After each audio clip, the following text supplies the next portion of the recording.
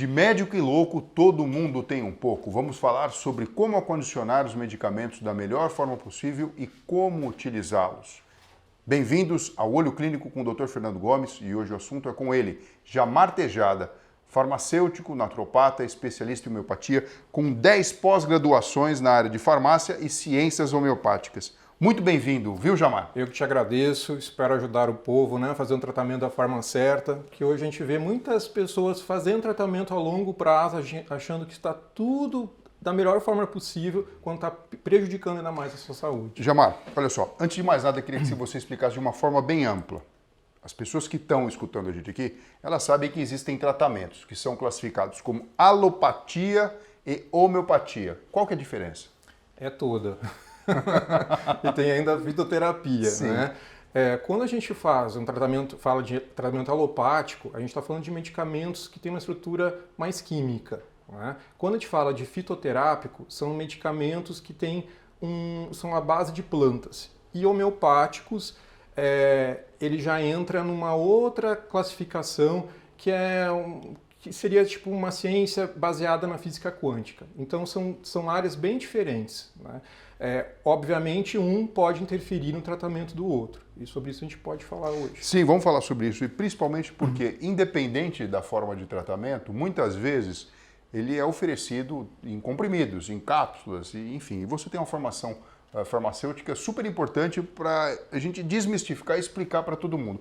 Porque independente do medicamento, acredito, e está aqui você para dizer, que os cuidados são basicamente os mesmos. A gente precisa, a partir do momento que você passou por uma consulta, teve um diagnóstico, foi estabelecido um plano terapêutico e você recebeu a sua receita e vai num estabelecimento para fazer a compra e leva para casa, você vai precisar escolher um lugar certo para guardar e acondicionar os seus medicamentos. Agora é o seguinte, né? Tem alguns lugares que são os mais indicados para se guardar medicamento em casa. Quais são eles? Olha, eu diria quais os que não podem ser guardados de forma alguma, né? Hoje, acho que 90% guarda os medicamentos no banheiro, né? Naquele armáriozinho do banheiro, ou na cozinha, ou em cima do micro-ondas, né? Na caixinha em cima do micro-ondas, ou em cima de algum ambiente que tenha muito calor, muita umidade, e tudo isso é proibido. Eu diria assim, que talvez o melhor lugar é aquele lugar que está arejado dentro da sua casa. Muitas pessoas falam assim, olha, está dentro do armário, mas às vezes é um armário que não tem nenhuma ventilação e acaba formando muitos bolores. Então não é ainda o local certo. Vai depender, por exemplo, a minha casa é uma casa meio úmida, então dentro do armário não é um bom local. Então sempre aquele espaço na tua casa que está longe de qualquer eletrodoméstico que vai emitir ondas, que vai emitir calor, ondas eletromagnéticas, né? Calor, longe da televisão, estou falando isso por causa da questão dos homeopáticos, longe do banheiro, que sempre vem o vapor. Aí alguns perguntam, poxa, mas então não tem onde guardar debaixo da cama? Também não pode, em um ambiente muito rasteiro, né? Não só por causa dos insetos, mas por causa da umidade, do pó, tudo isso interfere. Então busque na tua casa aquele local que você sabe que é mais arejado, que não tem tanta luz, né? Não pega tanto sol, porque obviamente o calor interfere, e um local assim que seja livre, né? Tipo, da facilidade de crianças alcançarem, né? Quer dizer, independente do tratamento, em linhas gerais, você precisa escolher um lugar específico da casa. E você falou aqui alguns exemplos que eu tenho certeza que muitas pessoas que estão escutando a gente aqui acabam, durante toda a sua vida, escolhendo como um lugar mais fácil de deixar remédio. Então, é realmente no banheiro, e às vezes tem a questão da umidade. É em cima do micro-ondas, porque fica fácil ali de lembrar, mas tem toda essa questão relacionada. Então a gente já aprendeu aqui que tem que ser um lugar na casa que seja arejado, que não bata sol diretamente, que esteja longe de objetos que possam emitir raios eletromagnéticos, ondas eletromagnéticas. E desse acesso das crianças, isso é bem importante, né, Fernando? Sim. As pessoas gostam de colocar às vezes naquela mesinha lateral, né, ao lado da cama, e isso não é bem indicado, né? Porque a gente tem que lembrar que os medicamentos, criança associa muito com bala, e isso pode ser letal, né? Agora sim, em relação à própria ingesta dos comprimidos, a gente pode cortar um comprimido no meio? Olha, apesar de alguns medicamentos terem já suco, né? Isso, aquele suco, né? Aquela marca ali, não é indicado. Né? Mas as pessoas... Eu via muito, até minha avó às vezes fazia corte, pegava um comprimido, dividia em 4, e aí ficava aquele monte de farelas, ela pegava um pouquinho, juntava os farelos e tomava. E isso é muito prejudicial. Mesmo que tenha esse suco, essa marca para você poder fazer esse corte, não há certeza da quantidade de princípio ativo que tem naquela parte que você pegou. Porque a gente tem que pensar o seguinte, quando é fabricado um medicamento, ele é feito por um processo onde o princípio ativo, né, que faz a ação do medicamento, ele é colocado junto com algum pó inerte para formar a consistência, né, para dar o volume na cápsula, porque às vezes o princípio ativo são microgramas, miligramas, é muito pouco. Então aquele volume a gente chama, né, um talco inerte, uma substância inerte que forma o comprimido. É uma espécie de um veículo, Um né? veículo, isso. Então assim, quando ele está dentro na fabricação, pode ser que naquela mistura, como um bolo, quando você vai preparar um bolo de chocolate, né, você colocou o granulado, pode ser que alguma parte tenha muito mais granulado, que seria o princípio ativo, do que aquela parte que não tem, que é só a farinha, que seria o veículo, que seria o talco inerte. Então, cuidado, gente, essa história de cortar ao meio, ainda mais dividir em 4, a gente que divide em 5, isso é totalmente errado. Ainda mais as pessoas que sofrem de problemas cardíacos, né? Ou usa até para tratamento antidepressivo. Se você fizer esse corte, você pode estar não só atrapalhando, mas como está botando sua vida em risco. Então aqui fica a dica, né, para todo mundo que está escutando a gente, que faz uso de um ou mais medicamentos, de repente a miligramagem não está adequada, o melhor é procurar o profissional que prescreveu e pedir então um ajuste de dose, porque por isso que no mercado se oferece, né, 25 miligramas, 50 miligramas, 75. Usar a farmácia de manipulação, né? Às vezes você não encontra, o que as pessoas não sabem, né, Fernando? É que você pode, essa é uma das grandes vantagens da farmácia de manipulação. Se você não encontrar o teu medicamento na dosagem que deveria ser a correta, prescrita, você pode pedir que o médico faça uma autorização, uma receita, né, para que a farmácia vai pegar esse comprimido e vai ajustar essa dose para a dosagem correta. Né? Então, você consegue, por exemplo, uma dose, eu só precisava de 12,5, a farmácia de manipulação consegue fazer esse ajuste. Com precisão. Com precisão, desde que você tenha esse pedido, essa solicitação. Agora outra coisa, quando a gente pensa em medicamento, muitas pessoas falam, olha, eu tomo um comprimido e isso me dá dor de estômago. Todo comprimido em potencial pode ofender a mucosa gástrica? E segundo, é bom ou ruim tomar em jejum? Isso vai depender de cada medicamento, né? Até é interessante que muitas pessoas fazem uso de leite junto com o medicamento para não agredir o estômago. E isso é uma coisa bem errada, né? Por quê? Porque o leite, o cálcio, pode acabar interferindo, até mesmo os anticoncepcionais, podem diminuir o efeito. Alguns antibióticos também perdem o efeito com cálcio, tá? E até mesmo os medicamentos anti-inflamatórios. Então a gente tem que cuidar. O medicamento é feito para ser tomado com água. Né? Longe das refeições? Isso vai depender do tipo de medicamento. Tá. Por exemplo, anti-inflamatórios, antibióticos, geralmente devem ser tomados junto com a alimentação, porque eles podem agredir a tua mucosa. Agora, a grande maioria dos medicamentos, eles podem ser tomados, não necessariamente em jejum, mas num período que esteja sem alimentação em cima, né, naquele momento, porque pode ter uma absorção melhor. Assim como tem outros que, se ingeridos juntos com a alimentação, pode atrapalhar esse processo. Então vai depender muito do medicamento. Tem muitos medicamentos hoje, não tem como saber assim exatamente, né? A gente tem que perguntar para o médico, para o seu farmacêutico, levar a bula, porque hoje as bulas às vezes são feitas para a vigilância sanitária e não são feitas para o paciente. Não, o que você está falando é incrível. Bom, desde que eu comecei a estudar medicina, eu presto muita atenção na bula e faço questão de ler. Mas a gente sabe que muitas vezes a pessoa está num contexto que é chato, que é tratar a doença, o profissional já explicou, então sabe que também se você lê... livro. Qualquer remédio potencialmente pode matar uma pessoa. Sim. Então, a princípio, o efeito colateral máximo... todo mundo quer evitar. E as pessoas não leem. Não. Mas eu noto isso. A erudição e a forma como é explicado é que nem a gente diz no dito popular, parece que é para inglês ver, né? Exatamente. Porque a pessoa não consegue entender se não tiver Eu, uma como formação. farmacêutico, tenho dificuldades de entender, né? Eu fico imaginando assim, ó, uma pessoa já idosa, lendo aquela letra minúscula, quando é sozinha, né? Ou às vezes tem um acompanhante que às vezes nem sabe ler direito. Sim. Então tem uma dificuldade muito grande nisso. Por isso, assim, essa busca de atenção farmacêutica, né? As pessoas ficam com vergonha de perguntar para o médico a Sim. maneira. Isso é muito importante. E eu vejo, assim, como farmacêutico, muitos erros assim no momento, né, de fazer uso. Principalmente quando são medicamentos que tu deve tomar mais de uma vez ao dia. Muitas pessoas falam, olha, eu não tomei, eu esqueci de tomar pela manhã. Aí quando chega no período da noite, eu vou tomar 2 para rebater a dose que eu Para não compensar, tomei. Isso, né? Isso é muito comum de acontecer, isso é totalmente errado.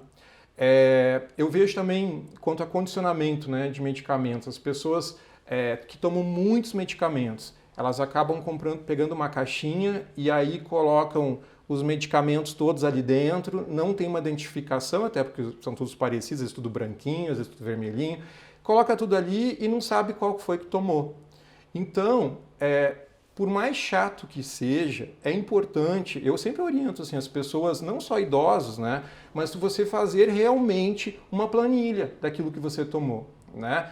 Desenhe um solzinho para pessoas mais idosas, né? Desenhe um sol quando sabe que é para tomar pela manhã, né? Desenhe um prato de comida quando sabe que é para tomar ao meio-dia, de uma forma que fique mais prático.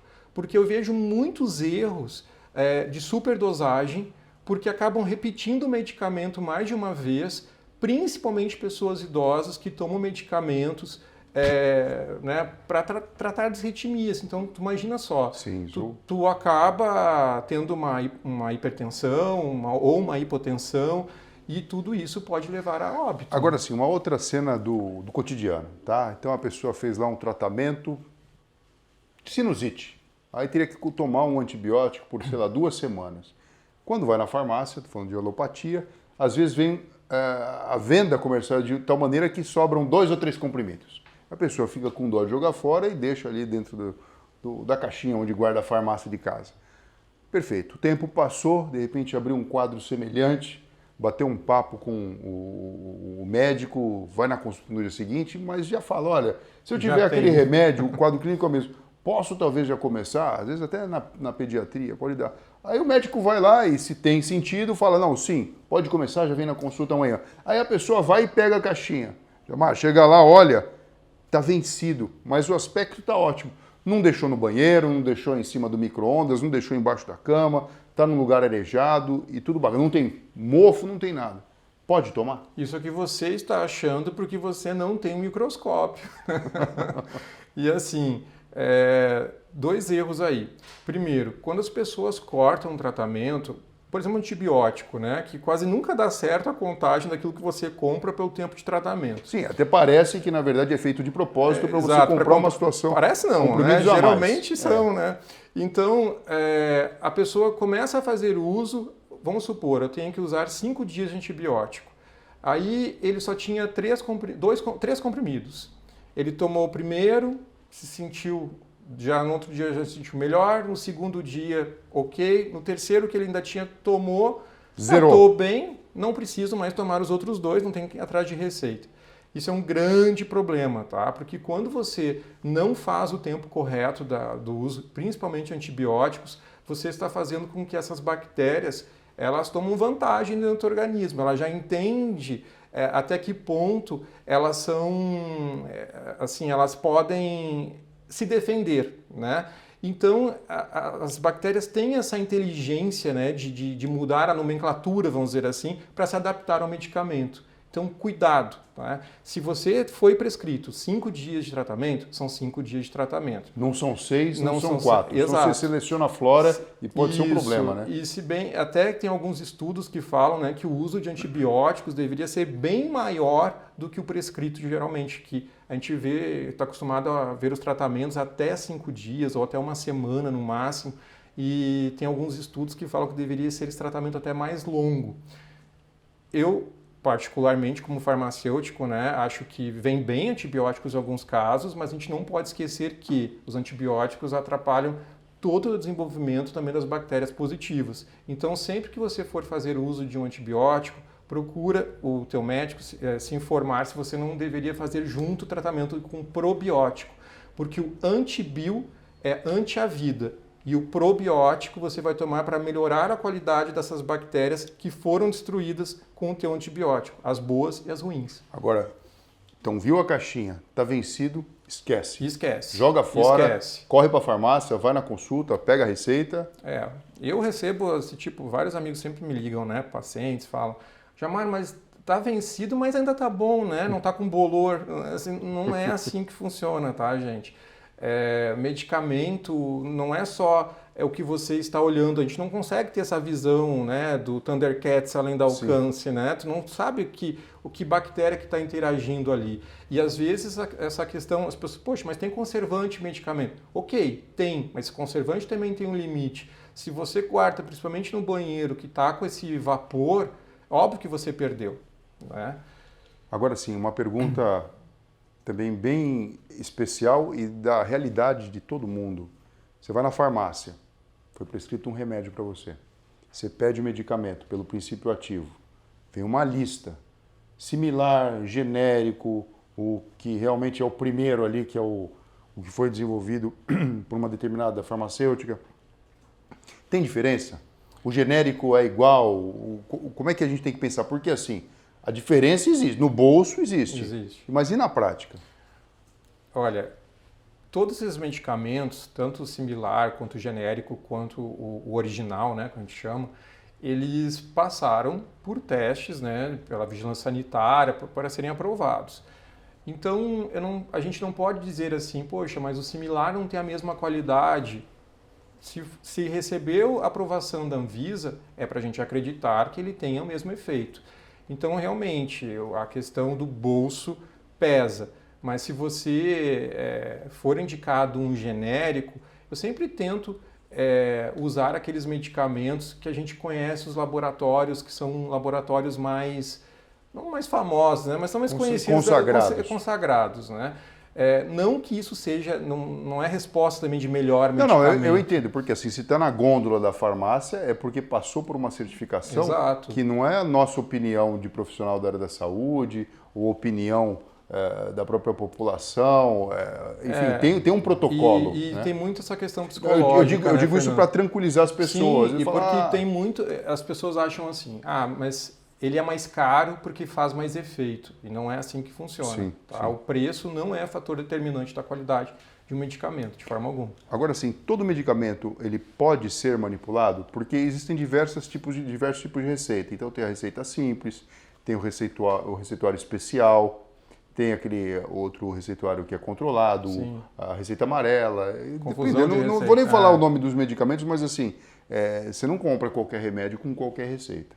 Eu posso manipular, utilizando por base essa receita, qualquer medicamento numa farmácia de manipulação? Depende. Existe vantagem nisso? Não, existe vantagem pela questão, como a gente já citou, né? A questão da dosagem, a manipulação tem esse fator super positivo de conseguir ajustar realmente a dosagem necessária. Acho que esse é o grande diferencial da farmácia de manipulação, né? E também a questão do preço.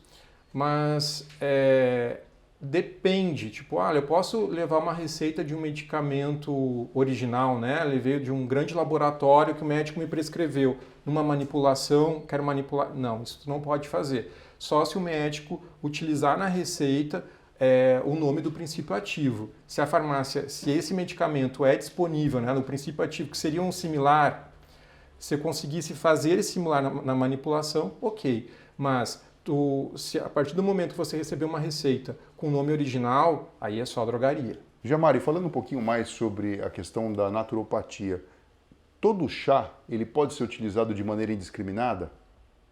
Ou ele também pode interferir nos medicamentos que você já vem fazendo uso? E assim, tudo que vem da terra, não tem problema nenhum? Posso usar à vontade? De forma alguma. A gente tem que imaginar assim, toda planta tem dentro de si uma infinidade de medicamentos. de ativos, né, que a gente chama de fitoquímicos. Esses fitoquímicos que são os medicamentos das plantas, tá? Então, por exemplo, um ginkgo biloba, ele tem várias substâncias químicas dentro dele. Uma delas é os gingosídeos, que dá essa propriedade dela, né, de vascularização. Enfim, cada planta tem uma efetividade. Camomila, que tem azuleno, que contém apigenina. Enfim, cada um vai ter esses seus medicamentos. O que difere? Quando você faz uso de um chá ou de uma infusão, você está usando o medicamento mais diluído. Ele vai conter aquela apigenina, ele vai conter esses fitoquímicos, né, como citei da camomila, mas eles vão estar em diluição. Então, se você tomar uma grande quantidade daquela infusão, você pode sim ter problemas. E sim, eles interferem, os chás, as infusões interferem diretamente também sobre os medicamentos. Por exemplo, o ginkgo biloba, que é um medicamento super popular, né, que as pessoas usam para falha de memória, né, para concentração, até para depressão se usa o ginkgo biloba. O ginkgo biloba, se utilizado com algum outro anticoagulante, as pessoas que têm problemas cardíacos fazem uso junto com o ginkgo biloba, elas podem ter aí um sangramento, elas podem ter a pressão super elevada, porque ele é antiagregante plaquetário, né? Ele não faz uma agregação das plaquetas. Então, tu pode ter sangramentos. Eu estou só citando uma das plantas, mas existem infinidade, né? Esses fitoquímicos, fitoterápicos que são depressores do sistema nervoso central, como a cava-cava, a valeriana, o mulungu. São algumas plantas que, se tomadas juntos com outro medicamento antidepressivo, ela pode aumentar muito essa questão de supressão do teu sistema, em questão de concentração, em questão poxa, é uma infinidade de efeitos colaterais. Tu vai estar exacerbando os efeitos, entendeu? Então, as pessoas gostam muito hoje, né, Fernando, de fazer assim, eu vou dar uma forcinha extra para o medicamento. Aí o Fernando, que é neurologista, pega e fez uma prescrição lá do antidepressivo. Aí a pessoa sente que está muito, não tá, eu estou bem, mas aí passou por um outro episódio na vida, né, e acha que não está só aquele medicamento, fluoxetina, que seja, paroxetina, enfim, não está indo tão bem. Eu vou tomar mais uma plantinha, porque é um fitoterápico, né, um medicamento de plantas. Uma coisa natural, né? E aí ela percebe que ela está muito mais sonolenta, ela pode ter acidentes no trabalho, ela pode ter uma diminuição do ritmo cardíaco. Então são N outros efeitos, porque você está, como se estivesse tomando um medicamento em cima. E as pessoas acham que, por ser natural, não tem problema. E essa diferença, né, o que é o fitoterápico para a planta medicinal? A planta medicinal é quando você pegou uma planta e faz uso dela, geralmente em chás, né, ou em infusão. E quando você tem um fitoterápico, é que ela já é reconhecido os efeitos daquela planta medicinal para determinado órgão, né? Tipo, olha, eu sei que a passiflora ela tem esse efeito calmante.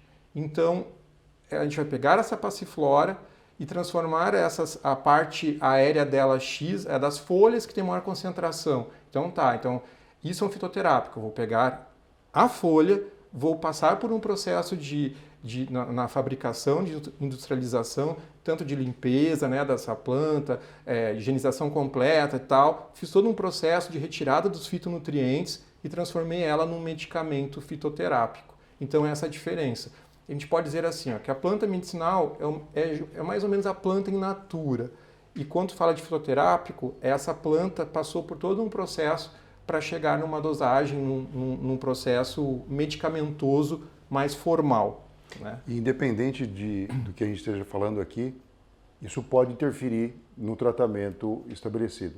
Total. É óbvio que às vezes as pessoas falam assim, né? Eu escuto muito. Como por ser naturopata, às vezes eu quero fazer uma indicação, por exemplo, do cava-cava para depressão, né? Estou dando um exemplo. Aí a pessoa diz assim, não, mas eu já tomei o cava-cava e não me deu efeito. Mas aí como que você tomou esse medicamento? O que você tomou do cava-cava? Ah, eu fiz o uso do chá. Ou eu comprei numa loja de suplementos a cápsula. Não, mas será que você tomou numa loja... Para ser um suplemento, né? Tipo, você tomou esse medicamento de uma loja de suplementação, então você está tomando pó, não extrato. E o que é? Isso é uma diferença que as pessoas deveriam saber, isso não é muito falado. Existe, quando tu vai fazer o uso de um fitoterápico, ele pode ser feito na base de pó ou na base de extrato. Quando a gente fala de extrato da planta, extrato seco da planta, é quando esse pó é uma planta triturada. Você pegou aquela planta medicinal que você sabe que tem os efeitos, você passou por um processo de trituração e você fez... pegou, por exemplo, a passiflora, as folhas da passiflora, triturou e aí fez a cápsulazinha, aquilo é o pó. Quando você vai fazer o extrato seco da passiflora, você vai pegar esse pó e vai passar por um processo farmacêutico de filtragem e tal, que vai sair só o extrato puro, só o medicamento, essa planta. Então eu vou ter uma padronização de quanto medicamento eu tenho ali. Então é muito mais bem-vindo, nada contra as plantas feitas na base de pó. Mas quando a gente está falando de extrato seco, a gente tem uma definição correta de quanto exatamente de medicamento a gente tem. E para fazer o uso junto com um medicamento alopático, você sabe até que ponto aquilo pode estar interagindo ou não. Então é uma melhor condição. Olha, eu acho o seguinte, essa nossa conversa foi realmente incrível e eu tenho certeza que vai ajudar você e toda a sua família a se cuidar melhor. Porque a gente fala de tanta coisa, né? De estilo de vida, de se alimentar bem, dormir legal, fazer atividade física. E quando vem nesse ponto, né? Olha, o remédio, o básico, como cuidar, como acondicionar, e principalmente porque tudo acaba interferindo. Como fazer uso, né? Com Exato, o quê, né? Exato. Isso fica uma coisa que... Então, assim, eu vejo muito paciente com polifarmácia, com um monte de remédio. Passou no médico, ele deu aquele remédio. Aí depois não volta naquele médico, vai no outro... mas o outro também não mexe porque aquele vai ser só uma consulta. Gente, precisa organizar isso. E a gente precisa utilizar todos esses conhecimentos que a gente falou aqui nessa entrevista para cuidar direito dos medicamentos em casa. Jamar, muito obrigado pela sua participação. Espero que a gente tenha ajudado as pessoas a tomar medicamento da forma certa, né? É isso aí. Pessoal, até a próxima.